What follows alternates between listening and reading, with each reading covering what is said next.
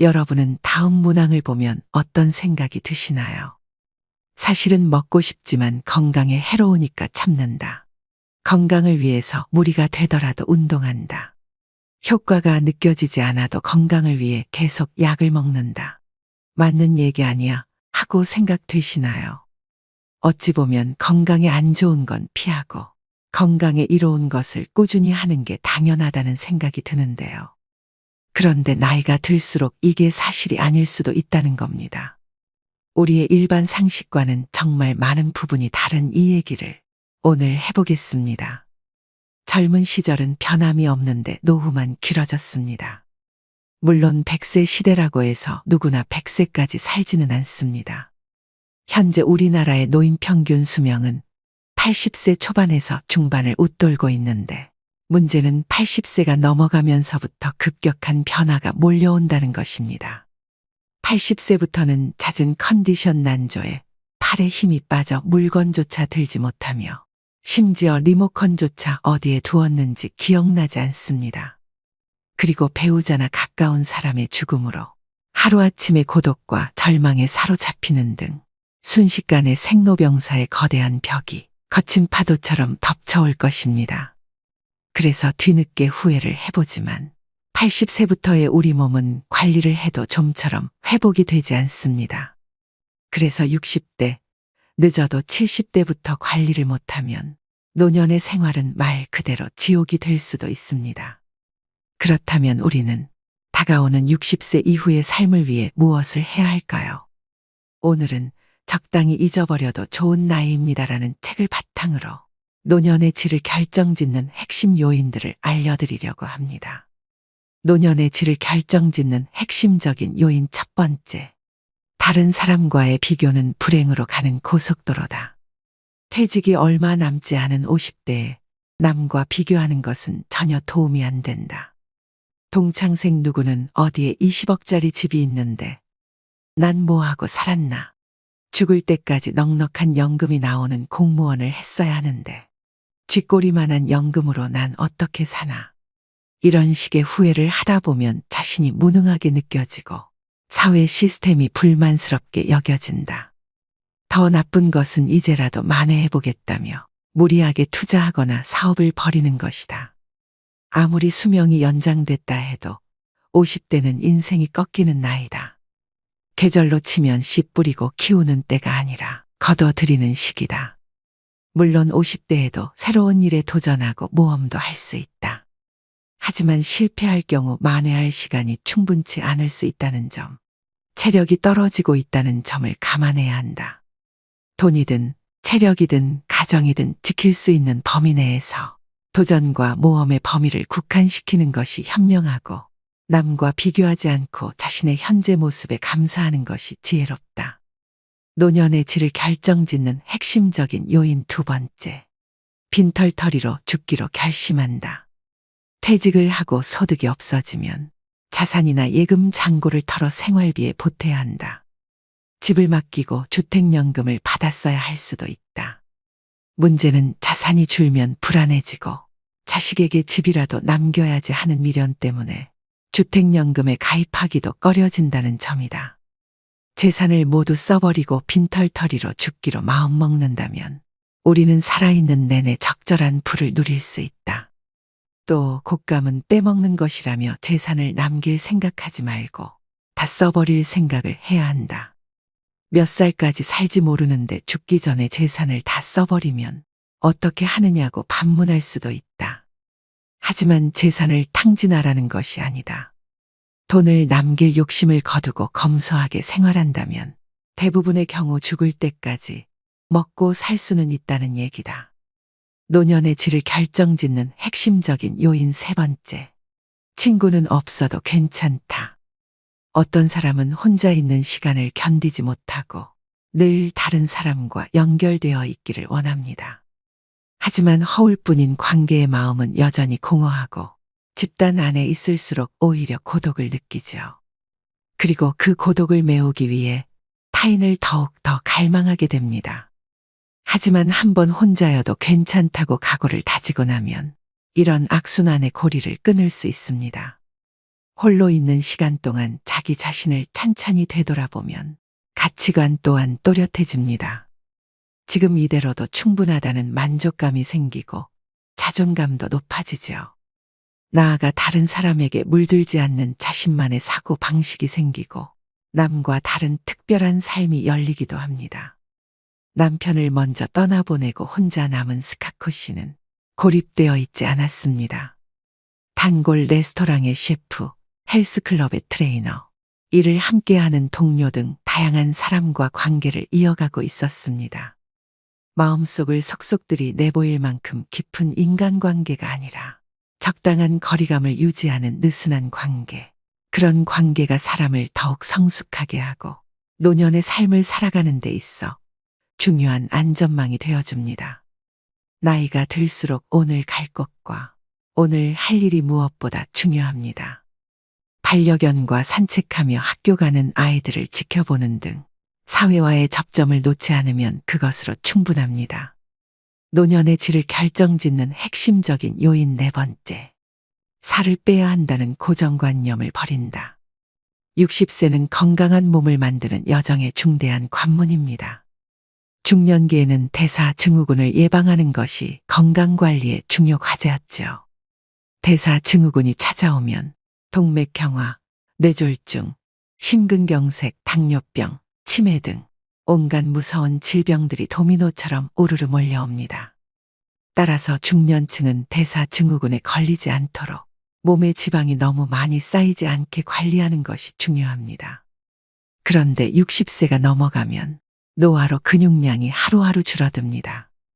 입이 짧아지는 경우도 있는데 그런 사람은 전체적으로 영양이 부족해지기도 하고 살이 빠져서 좋다고 태평하게 생각하다가는 70에서 80대의 근감소증에 걸리거나 전신의 기능이 저하되어 거동이 불편해지는 노쇠의 상태에 빠지기도 합니다.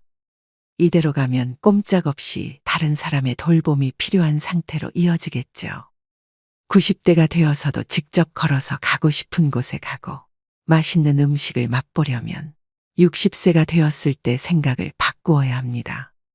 대사증후군에 대비해 살을 빼서 건강해져야겠다는 생각은 일단 잊어버리고 근육을 늘려 노쇠를 예방하겠다는 자세로 방향을 전환해야 하죠. 근육이 지나치게 감소한 상태인지 집에서 간단히 알아볼 수 있는 방법이 있습니다. 바로 핑거링 테스트입니다. 양손의 엄지손가락과 집게손가락으로 동그라미를 만들어서 종아리의 가장 두꺼운 부분을 감싸봅시다. 손가락이 닿지 않을 만큼 종아리가 굵으면 근육이 충분한 상태라고 짐작할 수 있습니다. 반대로 손가락이 서로 만나거나 겹쳐지면 근육이 부족할 가능성이 있으니 노쇠 상태가 되지 않도록 각별히 주의할 필요가 있습니다. 60세가 넘으면 근육이 탄탄한 다리가 무엇보다 중요합니다. 튼실한 무다리여도 좋습니다. 근육은 나이가 몇이든 누구나 마음만 먹으면 단련할 수 있습니다. 단백질을 충분히 섭취하고 걷기나 근력 운동에 힘쓰면 근육은 확실히 늘어납니다. 노년의 질을 결정짓는 핵심적인 요인 다섯 번째. 자녀를 버려야 모두가 산다. 자녀로 인해 노부모가 죽게 되는 세 가지 경우라는 섬뜩한 농담 같은 얘기가 있다.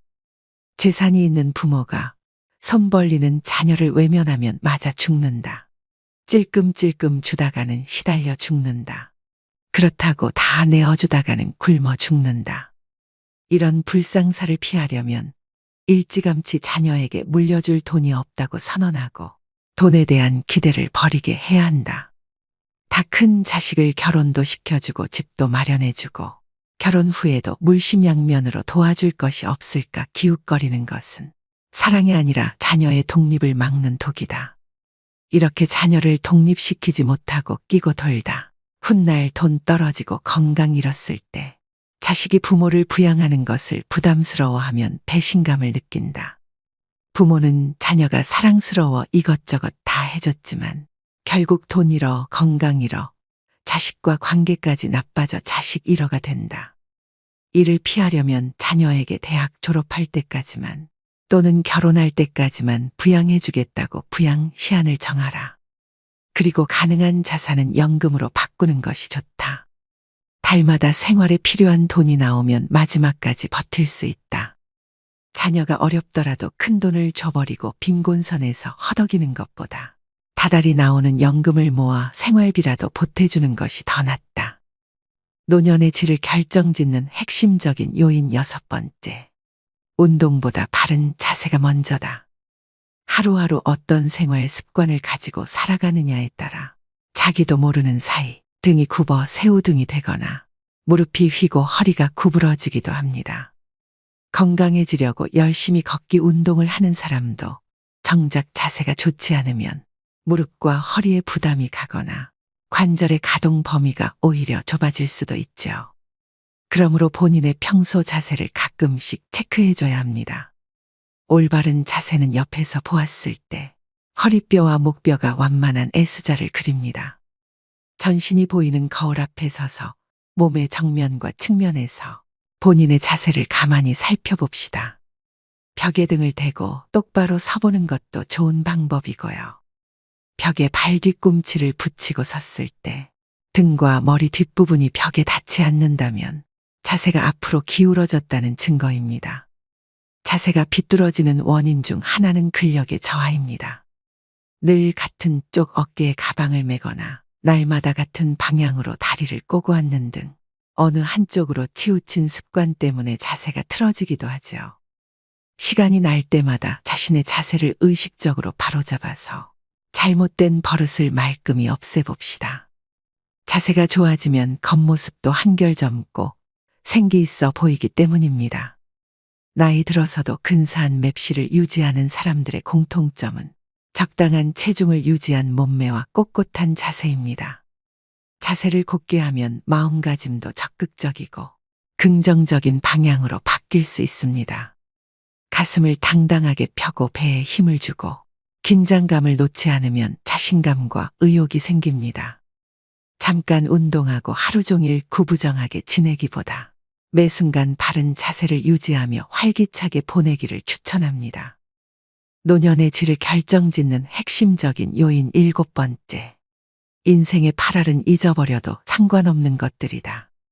모든 성과의 80%는 일에 들인 시간의 20%에 의해 만들어진다. 이것은 이탈리아의 경제학자 빌프레도 파레토가 주장한 분포에 관한 통계적 법칙입니다. 파레토 법칙이나 20대 80 법칙이라고도 불리지요. 20%의 일개미가 전체 식량의 80%를 책임진다는 이야기도 같은 맥락입니다. 개미를 자세히 관찰해 보면 모든 개미가 똑같이 일하지 않는다는 사실을 알 수 있습니다. 부지런히 일하는 개미가 20% 정도라면 일하지 않는 게으른 개미도 20%입니다. 부지런히 일하던 개미가 지쳐 쓰러지면 일하지 않던 개미가 팔을 걷어붙이니 결국 한 개미집에서 열심히 일하는 개미의 비율은 변하지 않습니다. 인생도 그렇습니다. 나라는 사람의 중심이자 나를 나답게 만드는 무언가, 밥도 잠도 있고 몰두할 수 있는 무언가는 20% 안에 있습니다. 이것만 꼭 붙잡으면 인생이 80%는 잊어버려도 상관없습니다. 우리 모두 이미 경험한 바 있지 않나요? 화려한 레스토랑에 가서 식사를 하거나 값비싼 차의 주인이 되는 것, 남부럽지 않는 집에서 사는 것 등은 그리 중요하지 않습니다. 이런 건 잊어버려도 좋은 80%이지요. 가족과 밥 한 끼 함께 할 수 있는 시간, 내 발로 걸어서 산책할 수 있는 체력, 내가 좋아하는 음악을 듣거나 책을 읽을 수 있는 공간이 있다면 나머지는 아무래도 좋습니다. 20대 80 법칙을 적용해보면 일도 인생도 크게 달라집니다. 60 이후, 이제는 정말 중요한 인생의 이할에 집중해보면 어떨까요?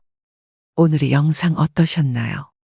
노년은 쇠퇴하는 시기라는 인식이 팽배하지만 사실 인생 후반은 자녀를 독립시키고 사회생활에서도 일선에서 물러나 홀가분해지는 시기입니다. 그동안 쌓아온 경험은 세상이 말하는 정답에 얽매이지 않고 나만의 해답을 찾을 수 있는 여유를 선사합니다. 비로소 온전히 자유로워질 수 있는 시간을 맞이하는 것입니다. 이 시간을 충만하게 누리는 비결은 스스로를 웃어넘기는 데 있습니다. 긴장을 내려놓고 작은 실수 정도는 웃어넘기는 용기가 필요합니다. 그런 나를 보며 다른 사람이 함께 웃을 수 있다면 더욱 좋습니다. 또한 타인도 용서하고 나 자신도 용서하는 아량이 필요합니다. 누군가로 인해 기분 상하는 일이 생기면 그 사람을 용서해주고 내가 잘못했을 때도 스스로 한 번 더 용서해주는 너그러움을 길러야 합니다. 한편 행복이 무엇인지, 어떻게 하면 행복해지는지 지나치게 고민하지 않는 것도 중요합니다. 어렵게 생각하면 일상 속의 작은 행복들을 놓치기 때문입니다. 몸을 움직이면 자연히 심장 박동수가 높아지고 체온이 올라가며 행복 호르몬이라 불리는 세로토닌과 도파민, 성장 호르몬이 분비됩니다. 인터벌 걷기, 근력 운동 등 간단한 운동으로 행복을 쌓아가야 합니다. 만족스러운 노년을 준비하는 방법은 이처럼 단순하고 쉽습니다. 여유로운 태도로 삶의 군사를 과감히 덜어내고 허벅지 근육과 있는 힘 기르기에 집중한다면 누구나 행복한 노년을 맞이할 수 있을 것입니다. 사회적 평가에서도 자유로워져야 합니다. 성적, 출신 대학, 회사, 연봉 등으로 평가받던 시기는 이미 지나갔습니다. 최선을 다해 살아왔다면 그것으로 충분합니다. 외부의 평가나 수많은 고정관념들에 사로잡혀 있으면 본인만 괴로울 뿐입니다. 또한 더 이상 남자다울 필요도 여자다울 필요도 없습니다. 이제는 남녀를 뛰어넘어 본연의 내가 되는 시기입니다. 좋은 사람이 되려고 애쓸 필요도 없습니다. 남에게 좋은 사람이라는 말을 들으려는 노력을 그만두고 스스로에게 솔직하고 충실한 시간을 보내는 데 열중해야 합니다. 100세 시대, 인생의 절반을 넘긴 사람이라면 누구나 그동안 삶의 현장에서 고군분투해온 탓에 몸도 마음도 지쳐 있을 것입니다. 이제 살아가는 방식을 바꿔야 합니다. 세상의 기준, 타인의 평가, 불필요한 의무감과 인간관계는 모두 홀가분하게 잊어버리셔야 됩니다. 자신에게 정말 소중하고 본질적인 것에만 집중하는 지혜로 앞으로의 시간을 채워나가세요. 단단한 허벅지 근육, 그리고 중요하지 않은 것들을 가뿐히 있는 힘이 있다면 다가오는 인생 후반전은 온전히 자유로워질 수 있는 축복의 시간입니다. 마지막으로 좋은 글 읽어드리며 오늘의 영상 마무리하겠습니다. 인생을 행복하게 하는 10가지. 첫 번째, 상쾌한 기분으로 깨어나라. 아이러니하게도 깨어있을 때 행복하려면 잠자리에서 충분한 시간을 보내야 한다는 것을 명심해야 한다. 반드시 충분한 수면을 취하라. 두 번째, 사랑을 찾아라. 당신을 사랑하는 누군가를 곁에 두면 행복감을 되찾을 수 있다. 세 번째, 건강을 유지하라. 인체, 특히 두뇌는 신체적으로 건강할 때 제 기능을 가장 잘 발휘한다. 그저 왕성하게 활동하고 가장 마음에 드는 방법으로 운동하라. 네 번째, 목표를 가져라. 가장 기본적인 목표라도 일단 세우고 나면 그것을 달성하는 데 전념할 수 있을 것이다. 여러 작은 목표를 세우고 각각의 목표 달성에 힘쓰라. 다섯 번째, 보금자리를 꾸며라. 둥지는 안전하고 따뜻하고 보호를 받는다고 느낄 수 있는 곳이다. 집, 침실, 심지어 화장실이라도 긴장을 풀 수 있는 장소를 마련하라. 여섯 번째, 자신의 페이스를 지켜라. 때때로 지나치게 많은 일을 떠맡기 쉽다. 게으름을 옹호하는 것은 아니지만 너무 많은 부담을 지는 일은 가급적 피해야 한다. 일곱 번째, 대접할 계획을 세워라. 어떤 특정한 일을 달성할 때마다 보상으로 자신에게 한턱 내라. 스스로 자신에게 대접하는 법을 익혀서 당장 시작하도록 하라. 여덟 번째, 선물을 주어라. 다른 사람들을 행복하게 하는 것은 자신이 행복해지는 가장 좋은 방법 중 하나이다. 아낌없이 주는 친구가 되면 이자까지 돌아오게 된다. 아홉 번째, 관대해져라. 다른 사람들의 걱정거리에 동정을 표하되 그들을 극진히 사랑하는 것이 아니라면 그들의 슬픔에 물들지 않도록 노력하라. 10번째, 놀아라. 우리는 아이이기를 멈추는 순간 노는 것을 잊어버린다. 특히 배우자와의 놀이는 어떤 골칫거리도 있게 하고 웃게 만들어준다. 세상의 참된 주인공은 당신입니다. 세상이 아무리 험악할지라도 진정 사랑을 거부하는 사람은 없습니다. 누구든 정말 자신을 사랑하는 사람이 있다는 것을 알면 그는 희망을 갖게 됩니다. 그리고 자신을 둘러싼 문제가 무엇이든 간에 이겨낼 힘을 얻습니다. 세상 모든 사람에게 필요한 것은 사랑입니다. 어려움을 만난 사람에게는 더욱 더 사랑이 필요하지요. 사람마다 자기가 좋아하는 유형이 있습니다. 키가 큰 사람, 말을 재미있게 하는 사람, 잘생긴 사람, 귀여운 사람, 터프한 사람, 돈 잘 쓰는 사람, 날씬한 사람, 통통한 사람 등 다양합니다. 그런데 이 다양한 사람들의 다양한 취향에도 불구하고 모든 사람들이 공통적으로 희망하는 유형이 있습니다. 마음이 넓은 사람과 사랑할 줄 아는 사람입니다. 대부분의 사람들은 좁고 작은 마음을 가지고 있습니다. 다른 사람을 사랑하지 못하면서 자신은 사랑받고 싶어 합니다. 때문에 그런 자신을 이해할 사람을 필요로 합니다. 그리고 자신의 마음을 넓히기보다 다른 사람의 마음이 넓기를 기대합니다. 그러나 우리가 사는 이 땅에는 넓은 마음을 가진 사람이 적습니다. 처음 만났을 땐 마음이 넓은 것 같지만 조금 지나면 그도 역시 우리만큼 밖에 안 되는 속 좁은 사람이라는 것을 알게 됩니다. 그러면 우리는 또 다시 마음 넓은 사람을 찾아갑니다. 세상에서 자신보다 넓은 마음을 가진 사람을 만난다는 것은 쉽지 않은 일입니다. 하늘에서 떨어지는 번개를 맞는 것보다 넓은 사람을 만나는 것이 더 어렵습니다. 사랑할 줄 아는 사람, 그는 바보를 천재로 만들 수 있는 사람이고 고장난 세상을 고치는 기술자입니다. 우리가 남들보다 조금 더 사랑할 줄 안다면 우리는 모든 곳에서 환영받는 주인공이 될 수 있습니다. 사랑받는 사람이 아니라 사랑을 주는 사람이 세상의 참된 주인공입니다. 오늘도 노후의 지혜와 함께 해주셔서 감사드립니다. 황금빛으로 무르익어가는 여러분의 지혜로운 인생을 언제나 응원합니다. 나이 들면 이런 마음으로 살다 갑시다.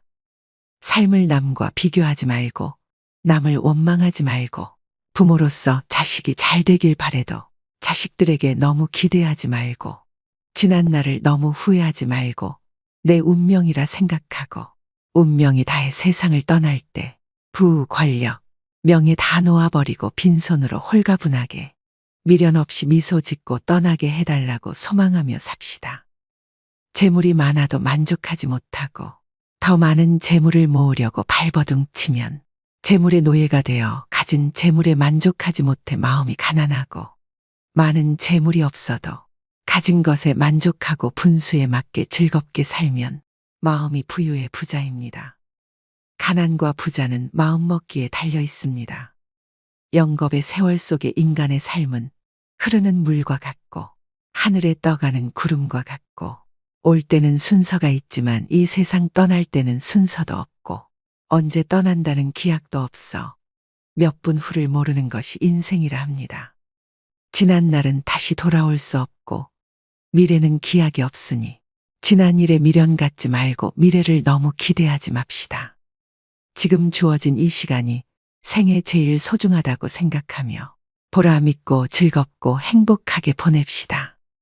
나이 먹어 얼굴에 주름이 늘어 늙어가는 것을 서러워 말고 지혜로운 삶으로 자라나는 젊은 세대에게 연륜으로 모범적인 삶을 사는 모습을 보여줍시다. 친구가 나를 부르지 않는다고 외로워 말고 내가 먼저 친구를 불러 희로애락을 함께 나눌 친구를 만들어 산에도 가고 술도 한잔 나누며 노후를 외롭지 않게 즐겁고 행복하게 보냅시다. 노년에 친한 친구가 2사람만 있어도 인생을 잘 살았다는 말이 그때는 마음에 와닿지 않았는데 정년 후에야 실감이 납니다. 나이가 들면 세상을 이런 마음으로 즐겁고 행복하게 살다 운명이 다해 부르면 큰 고통 없이 미소 짓고 미련 없이 떠날 수 있는 사람이 인생을 가장 잘 산 사람입니다. 백사세인 김영석 교수님은 95세 때 인터뷰에서 이렇게 말했습니다. 100년 가까이 살아보니 60대, 70대 무렵이 가장 좋은 시절이었어요. 자녀 교육과 부모 봉양의 책임에서 벗어나 나 자신에게 집중할 수 있는 평화로운 시기였죠. 100세 시대의 60대를 인생의 최고 전성기라고 합니다. 이 시기를 술에 물 탄 듯, 물에 술 탄 듯하며 인생은 다 그런 거고 남들도 다 그렇게 산다는 말로 자신을 속이며 살아가시는 분들이 있고 후회 없는 인생을 살아가기 위해 노력하시는 분들도 계십니다. 여러분은 어느 쪽이신가요? 인생 후반기를 즐기는 어르신들은 일하고 배우고 여러 모임에 참여합니다. 그들 대부분은 젊은 시절로 돌아가고 싶지 않다고 말하는데요. 인생 후반기를 지는 태양이 아니라 떠오르는 태양처럼 살기 위해선 어떻게 살아야 할까요? 오늘은 인생 2막을 살아가시는 분들의 99%가 모르는 그 해답에 대해 알려드리겠습니다. 60대의 벽을 넘는 방법 첫 번째, 노후의 3대 리스크를 경계하라. 지금 우리가 나이듦에 대해 어떻게 생각하느냐가 예상보다 훨씬 더 미래에 직접적인 영향을 끼칠지 모른다. 사실 좋기만 하거나 나쁘기만 한 일은 별로 없다. 잃는 게 있으면 얻는 것도 있기 마련이다. 나이듦은 절대 악이 아니며 세상을 넓게 보는 지혜, 느긋한 느림의 미학, 갖가지 의무로부터의 해방 등 적잖은 이점이 있다. 너무나 커 보이는 불안에 압도돼 이런 혜택을 누릴 마음의 여유를 갖지 못하는 게 노후를 가장 힘들게 한다. 여기에 돈이 얼마는 있어야 한다는 식의 공포 마케팅이 불안을 과장하고 조장한다. 퇴직자가 금융사기에 쉽게 걸려들거나 과포화 상태인 자영업에 뛰어드는 등 무리하는 이유다. 편안한 노후를 위협하는 실질적 위험은 세 범주로 나눠볼 수 있다.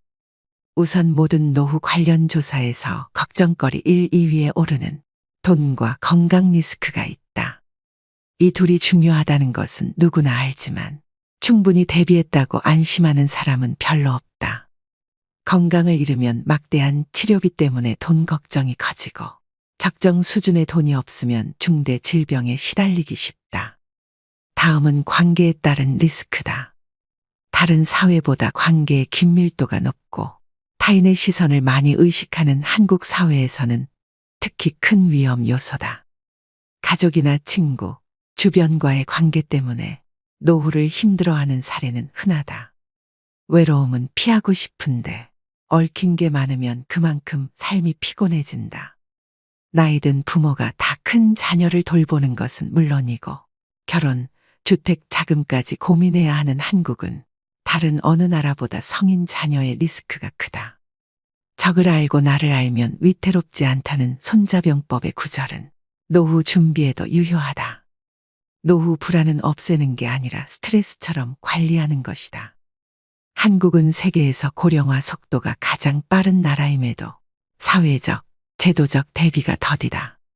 함께 노력하지 않으면 노인을 위한 나라는커녕 고령 친화 사회도 기대하기 힘들다. 자신이 당면한 3대 리스크와 우리 사회를 제대로 아는 데서부터 슬기로운 노후 준비는 시작된다.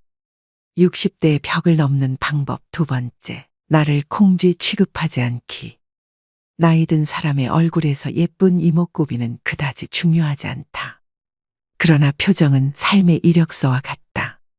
지난 세월 동안 스스로를 얼마나 사랑했는지 혹은 얼마나 억울하게 만들었는지는 표정에 고스란히 드러난다.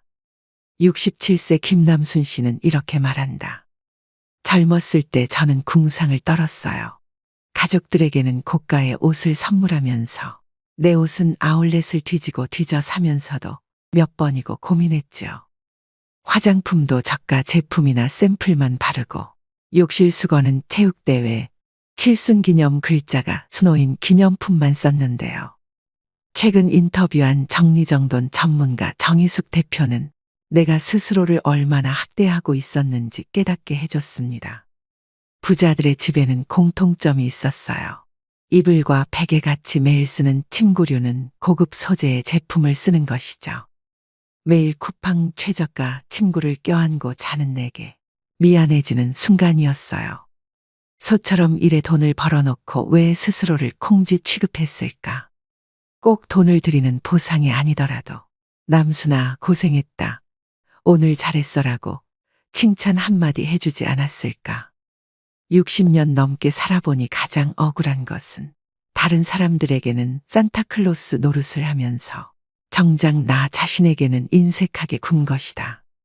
계절마다 나 자신에게 꽃 한 다발씩 사주며 내 머리를 쓰다듬어주며 그렇게 나이를 먹어야 된다.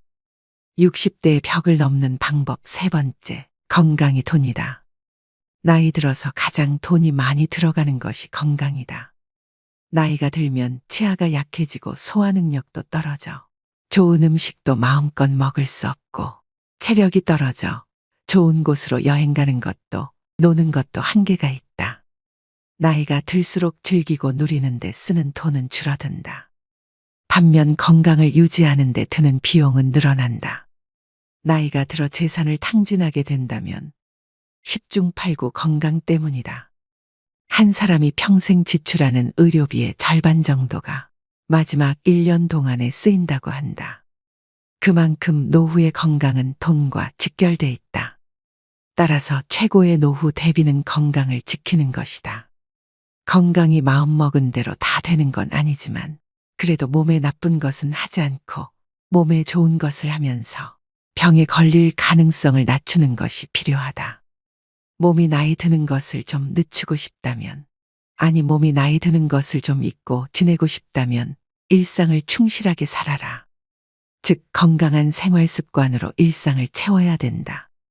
60대의 벽을 넘는 방법 네 번째, 참지도 말고 무리하지도 말자.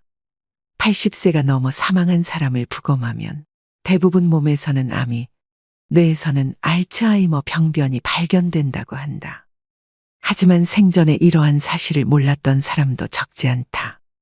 나이가 들면 몸에 여러 개의 병의 씨앗을 지니고 살아갈 수밖에 없다. 병의 씨앗이 언제 싹을 틔울지는 아무도 알 수 없다. 오늘은 건강하다가도 노년에는 당장 내일 환자가 되기도 하고 눈을 뜨지 못할 수도 있다. 그렇기 때문에 80세가 넘으면 현실을 그대로 받아들이고 내일 당장 생이 끝난다 해도 후회가 남지 않는 시간을 보내는 것이 가장 중요하다. 80 이후 참거나 무리하지 않기는 후회 없는 노후를 만드는 가장 중요한 방법이다. 건강을 위한다는 명분으로 나이가 들어서도 먹고 싶은 음식을 참는 사람이 많다. 소식하고 달고 짠 음식을 피하고 기름진 음식을 자제하고 비 많은 건강을 해친다는 사고가 사람의 상식이 되었다. 고령자는 장기 기능의 저하로 식욕이 증가하는 경우가 있을 수도 있고 먹고 싶다는 욕구는 몸이 필요하다는 것이니 입에 당기는 음식은 마음껏 먹어야 된다. 살이 좀 찐 사람이 오히려 더 오래 산다는 통계도 있다. 먹고 싶은 음식을 참으며 체중 조절하기는 스스로 수명을 깎는 행위이다. 60대의 벽을 넘는 방법 다섯 번째, 자기희생은 이제 그만둔다. 이미 일거리를 잔뜩 끌어안고도 온갖 잡일을 억지로 떠맡는 사람. 사실은 거절하고 싶지만 시부모나 친척 어른들의 말에 어쩔 수 없이 따르는 사람. 생각보다 훨씬 많은 사람이 노라고 말하지 못하고 하고 싶은 말을 꾹 눌러 삼킨다. 나만 참으면 좋게 좋게 끝날 것이라는 자기희생의 껍데기 속에 갇히고 마는 것이다. 하지만 정작 자신의 의견을 존중해주지 않는 것은 상사나 동료, 시부모가 아니라 자기 자신이라는 사실을 알고 있나? 좋은 대화는 누구도 희생하지 않는다. 대화를 나눌 때는 상사와 부하 관계든 부모와 자식 관계든 기본적으로 모두 대등하다. 반말을 해도 된다는 뜻이 아니라 서로의 의견에 귀 기울이고 자신의 의견도 솔직하게 표현할 수 있는 대등한 관계라는 뜻이다. 평소 자원봉사활동을 하며 많은 젊은이들과 함께 일을 하는 나도 늘 주의하려고 한다. 자연히 무리 중 가장 연장자가 될 때가 많은데 손윗 사람이 있으면 의견을 말하기가 어려우니 예스맨들이 많아지기 십상이다. 그래서 늘 어떻게 생각하나요? 하고 먼저 사람들의 생각을 묻고 충분히 대화를 나누도록 노력하고 있다. 60대의 벽을 넘는 방법 여섯 번째. 불필요한 검사와 치료를 과감히 포기한다. 아무리 건강을 위해서라지만 아프고 힘들고 민망한 검사는 가능하면 받고 싶지 않다. 개중에는 아주 적은 양이기는 하지만 방사선에 비폭해 몸에 해를 끼치는 검사도 있다. 그러니 자신에게 어떤 검사가 필요하고 어떤 검사는 굳이 받지 않아도 되는지 적절히 판단해야 한다. 조금만 열이 나도 항생제를 처방하는 의사도 많이 있다. 하지만 바이러스성 감염에는 듣지 않는 데다 오히려 다중약물 요법에 의해 내성균이 만들어져서 항생 물질의 효과가 사라질 위험성이 있다. 자신에게 꼭 필요하지 않은 약이나 치료는 적용하지 않는 것이 그만큼 중요하다. 특히 임종이 머지않은 시기에는 불필요한 의료가 골치 아픈 고민거리가 되기도 한다. 예를 들어 환자가 입으로 음식을 먹을 수 없게 되었을 때는 영양을 공급할 수 있도록 위에 관을 삽입해서 기를 만들기도 한다.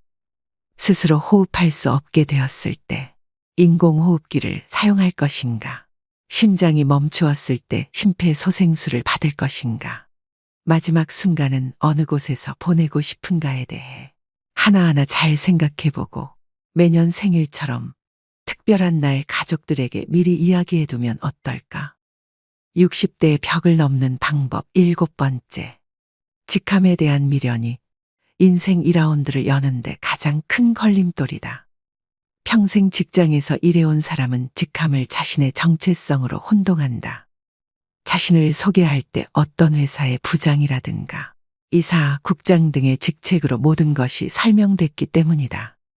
평생 대리과장, 부장, 이사 등으로 불려오다 일을 그만두고 소속돼 있는 든든한 회사도 자신을 설명해주는 직함도 없어지면 자신의 존재 가치가 확 떨어진 것처럼 느껴진다.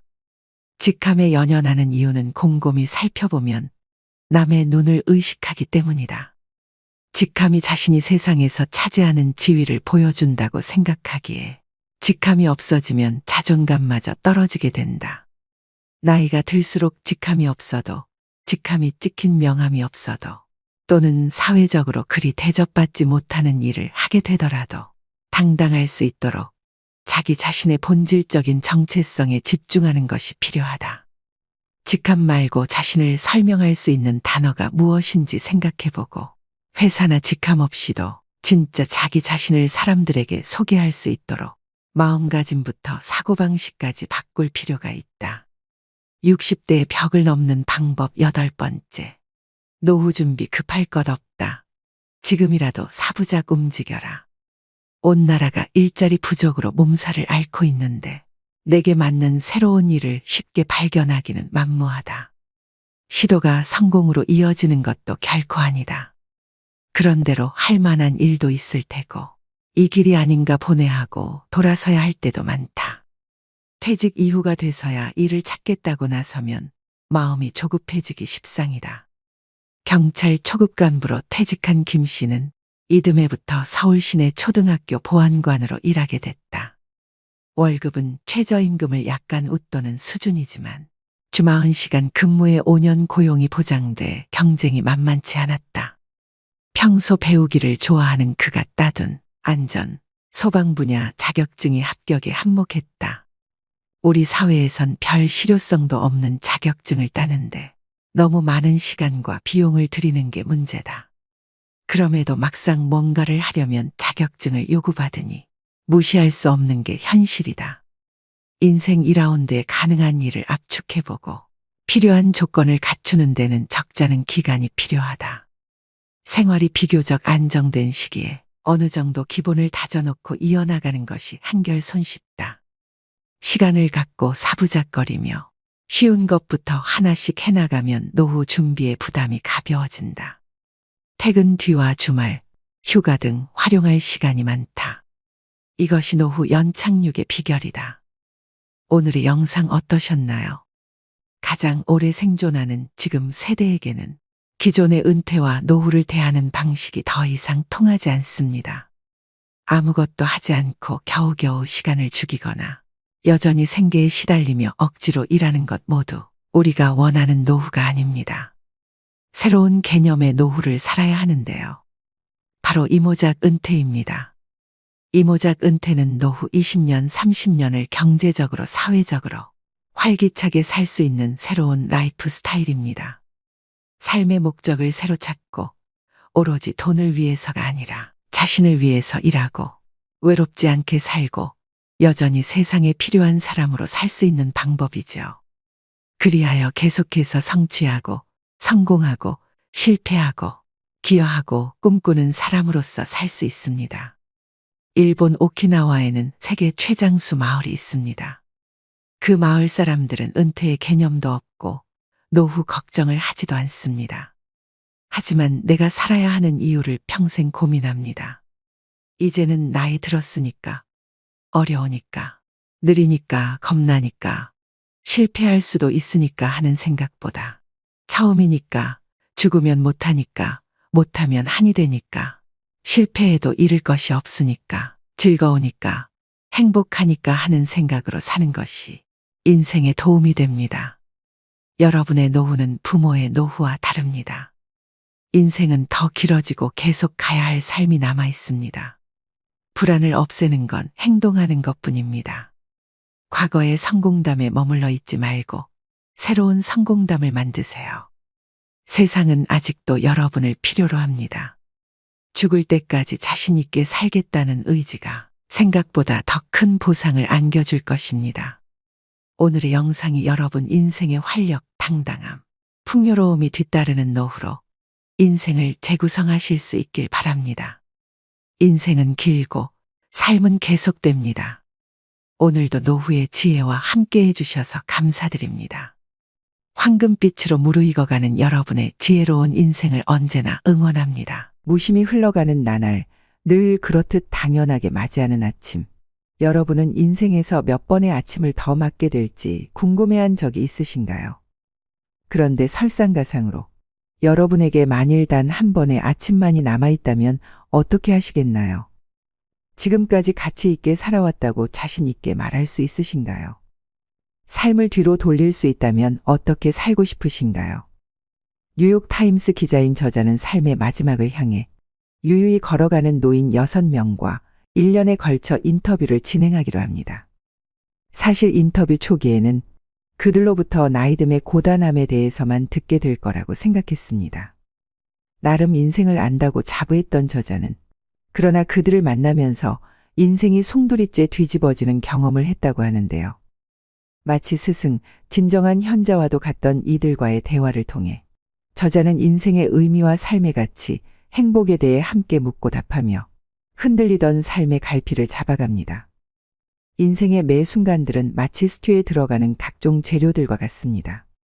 이 재료들은 하나씩 따로 먹기에는 너무 쓰거나 매울 수 있죠. 하지만 모든 재료가 섞이면 어느 하나 빼놓을 수 없이 모두 소중합니다. 지난 시간들이 너무 힘들고 지쳐서 앞을 내다보기 힘들었다고 토로하더라도 지금 여기까지 와 있다면 잘 살아온 것입니다. 이제부터는 당신을 힘나게 했던 것, 당신의 마음이 이끄는 방향을 찾아 조금만 더 확신을 가지고 발을 내디디면 됩니다. 오늘은 만일 나에게 단 한 번의 아침이 남아있다면 책을 바탕으로 감사의 힘, 행복을 선택하는 법, 죽음을 받아들이는 법 등 내 삶의 가치를 찾는 6번의 인생 수업에 대해 말씀드리겠습니다. 6번의 인생 수업 첫 번째, 행복의 선택은 자신에게 달려있다. 좋았던 때는 또렷하게 기억하고 힘들었던 때는 잊어버리는 그들의 선택적 기억력이 일상생활에 도움이 된다는 사실을 나는 시간이 흐르면서 깨닫게 되었다. 그들은 몸에서 일어나는 변화에는 어쩔 도리가 없었지만 더 긍정적인 효과를 얻을 수 있도록 자신의 과거를 마음대로 다듬어낼 수는 있었다. 나는 내 인생을 돌아볼 때 행복했다고 생각을 해. 루스는 마치 과거에 행복했는지도 우리가 결정할 수 있다는 듯 말했다. 기억 속에 남아있는 힘든 경험들도 현재에 큰 영향을 미쳤다. 그들은 대공황을 버텨냈고 배우자가 서서히 하늘나라로 떠나는 모습까지 지켜보았다. 대화를 하다 보면 루스는 가끔씩 어머니와 남편, 언니가 세상을 떠나기 전 자신이 수년간 그들을 돌봐줬던 이야기를 꺼내고는 했다. 특히 자매들 중에 가장 똑똑하던 언니는 오랜 기간 알츠하이머병에 시달리다가 하늘나라로 떠났다. 하지만 루스가 당시의 기억을 떠올릴 때면 고통스러워한다기보다 오히려 더 즐거웠던 시절로 돌아간 듯했다. 저소득층 노인들을 지원하는 기관을 운영하는 루스의 큰딸 주디는 자신이 돕는 사람들에게서도 이 같은 모습을 자주 볼 수 있다고 말했다. 85세나 90세까지 사는 사람은 다들 무척 강해요라고 주디는 말했다. 엄마는 남편도 잃고 부모님도 떠나보냈어요. 그래서 죽음을 어떻게 받아들여야 하는지도 알죠. 그렇다고 덜 힘들다는 건 아니지만 사람들은 금방 다시 일어날 수 있어요. 그래서 어르신들에게서 배울 게 무척 많은 거죠. 세상 만사를 다 겪고 살아남은 분들이시니까요. 늙는 게 꼭 좋다는 건 아니지만 꼭 끔찍하지도 않아요. 심각한 기억상실은 끔찍한 일이다. 그러니 두려워하는 게 어쩌면 당연하다.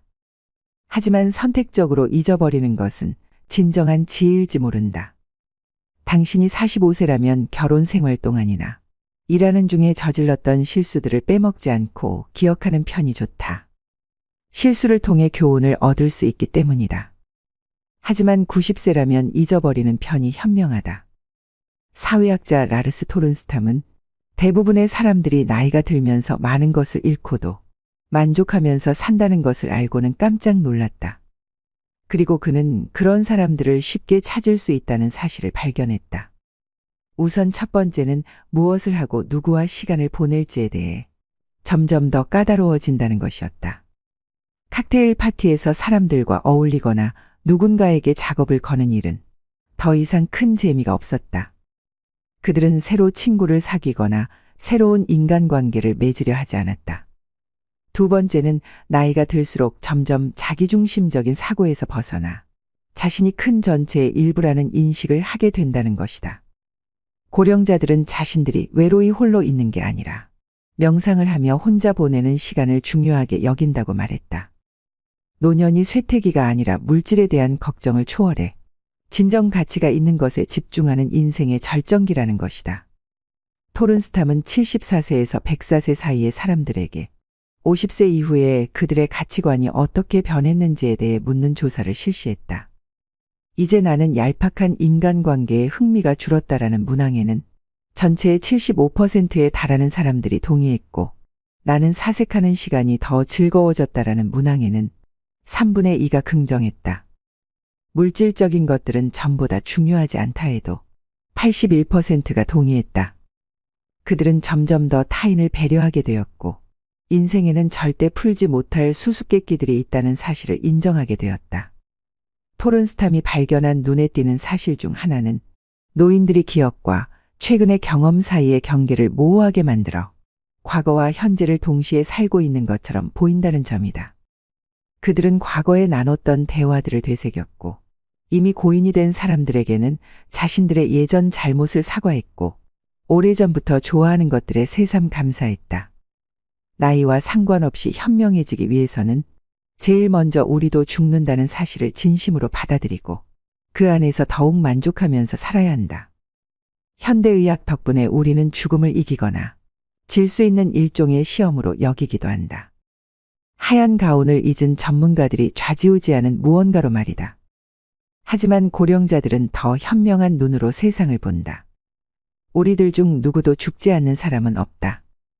그러니 살아있을 때 잘 살아야 한다.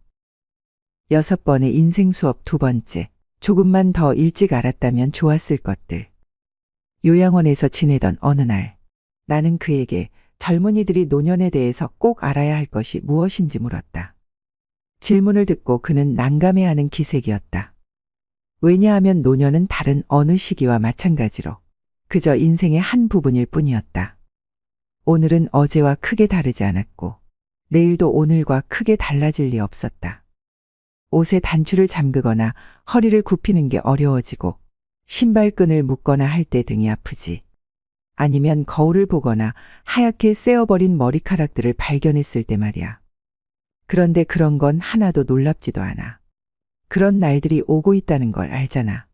그냥 살아가는 과정이야. 이 나이에서 다른 나이로 가는 거지. 나는 특별히 달라진 기분이 안 들어. 그가 말했다. 프레드는 나와 달리 당연히 자신의 아파트로 돌아갈 수 있을 거라고 믿었다. 늘 거울을 들여다보았고 살만한 가치가 없는 상태가 언제인지에 대해서도 전혀 생각해 보지 않았다. 요양원 침대 위에 누워있든 몸값이 수십억에 달하는 여배우들과 지폐를 가득 채운 욕조 안에 들어가 있든 살아가는 건 마찬가지였다. 내게는 무척 심각해 보이던 건강 문제들도 그에게는 그저 익숙한 일일 뿐이었다. 나이는 아무나 먹는 게 아니다. 미국의 영화배우 베티 데리비스가 했다는 유명한 표현이지만 사실 완전히 틀린 말이다. 나이는 아무나 먹는다. 현대의학 덕분에 결국 거의 누구나 늙게 된다. 세월이 몸을 공격하는 날이 짧든 길든 오래 사는 사람들은 어느 시점에서건 몸이 노화되기 마련이다. 하지만 노년이란 과연 무엇일까? 대부분 우리는 그것을 일종의 판결로 만들었다. 너무 늦기 전인 20대쯤부터 현명하게 요가를 시작했다면 일어나지 않았을 일처럼 여기고 있는 것이다. 다시 말해서 노년은 그때를 살아보지 않은 이들이 규정해 놓은 개념이다.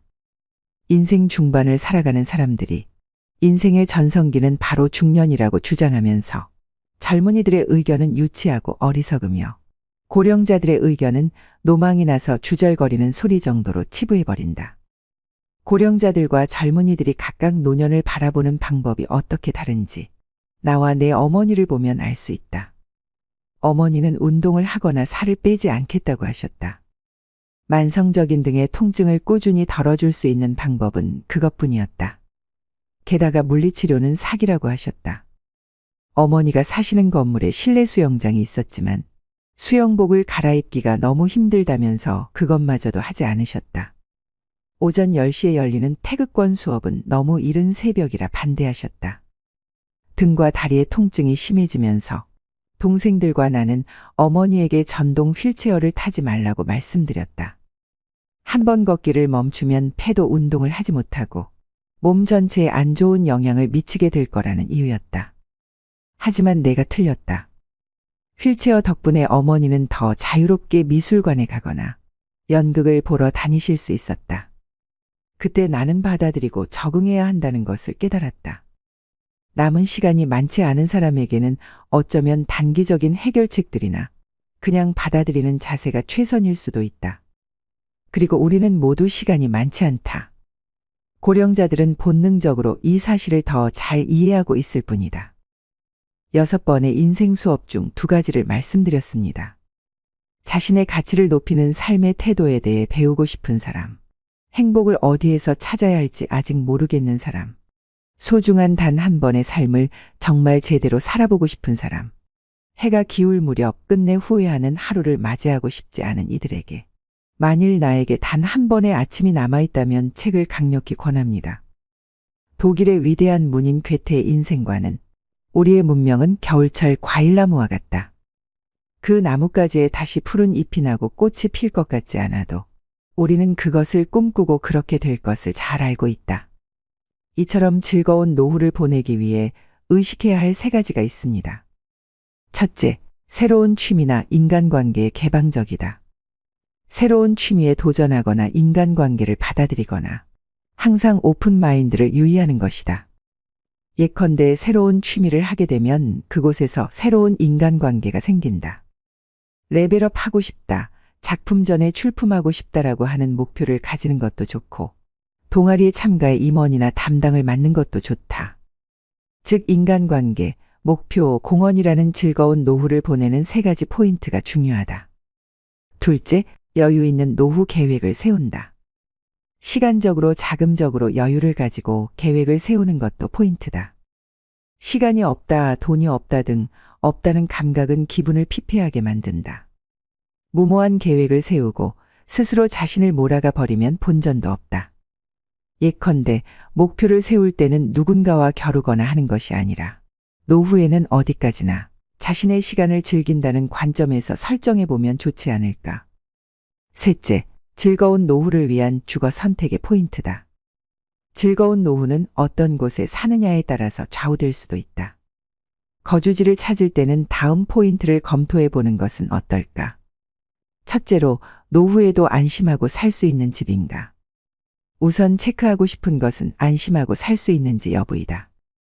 해를 거듭하면 건강상의 불안이 증가하고 일상생활 속에서 일어나는 자연재해나 범죄에 대한 대응도 걱정이 많아진다. 주위 환경 등 주거 환경의 안전 안심이 확보되어 있는지 꼭 체크해 본다. 둘째로, 노후의 즐거움을 만끽할 만한 집인가?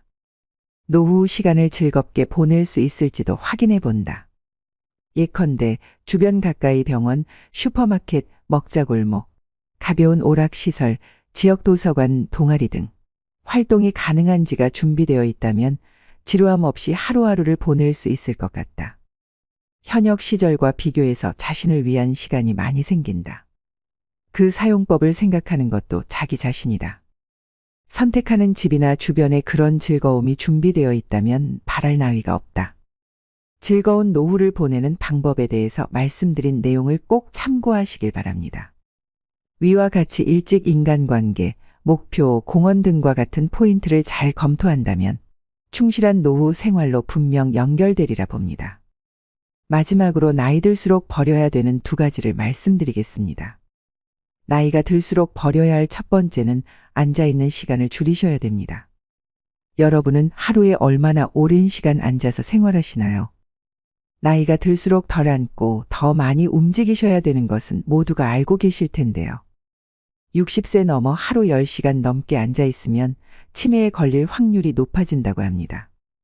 치매가 아니더라도 장시간 앉아 있는 사람은 하루 종일 몸을 움직이는 사람보다 당뇨병이나 심장마비 위험이 높고 하체 비만 등의 발병하는 위험이 증가한다는 연구가 있는데요. 자식들이 출가하고 나가게 되면 억지로라도 움직였던 몸은 그냥 앉아서 TV를 보는 시간이 하루 일과 중 대부분을 차지할 것입니다. 하루에 1시간만 앉아있는 시간을 줄여도 각종 심혈관 질환과 대사증후군 발병 위험이 줄어든다고 합니다. 장시간 앉아있는 것이 건강에 미치는 악영향을 줄이기 위해 일상에서 30분마다 5분간 가벼운 걷기를 하셔야 됩니다. 한 연구에 따르면 1,500명의 노인 가운데 가장 오래 앉아 있었던 사람들은 더 자주 움직였던 노인들보다 평균 8년 더 빨리 늙는 것으로 나타났다고 하는데요.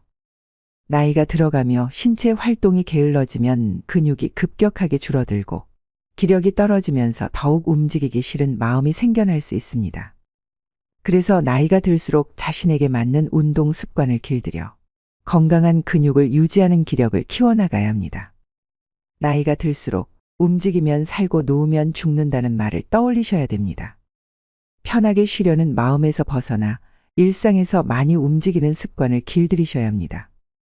매일 규칙적으로 많이 걷는 것도 건강 유지를 위한 좋은 습관 중 하나입니다. 만일 걷지 못하신다면 앉아서 하는 운동 또한 매우 도움이 될 수 있습니다. 앉아서도 가벼운 스트레칭을 자주 해주신다면 몸의 움직임을 늘리는 데 효과가 있습니다. 나이가 들면 운동을 해도 근력이 늘지 않는다는 잘못된 생각 때문에 고령자들은 운동을 시도조차 하지 않는 경우가 많습니다.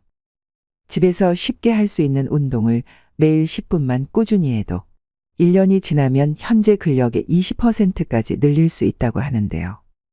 그렇게 되면 노년 건강 유지의 최대 복병인 낙상사고가 줄고 사회 참여 활동은 늘어나고 노년의 허약도 예방됩니다. 얼마 전 옆집 60대 어머님은 길을 걸어가시다 갑자기 넘어지셔서 팔이 꺾이는 사고를 당하셨습니다. 다리의 근력이 부족해서 중심을 못 잡고 넘어지셨는데요. 오랫동안 치료받느라 고생하시는 걸 옆에서 본 적이 있어서 미리 근력 운동 조금씩이라도 실천하셔서 예상치 못한 사고에 대비를 하셔야 됩니다. 습관이 인생이라는 말이 있습니다. 우리가 갑자기 운동량을 늘리는 것은 쉽지 않은 일입니다. 대신 앉아있는 시간이라도 줄이는 게 노후 건강을 위해 아주 좋은 방법이 되는 것입니다. 하루를 아름답고 행복한 삶으로 만들기 위해서는 자신이 어떤 태도와 습관을 가지고 살아가고 있는지 돌아보는 시간을 가져볼 필요가 있습니다.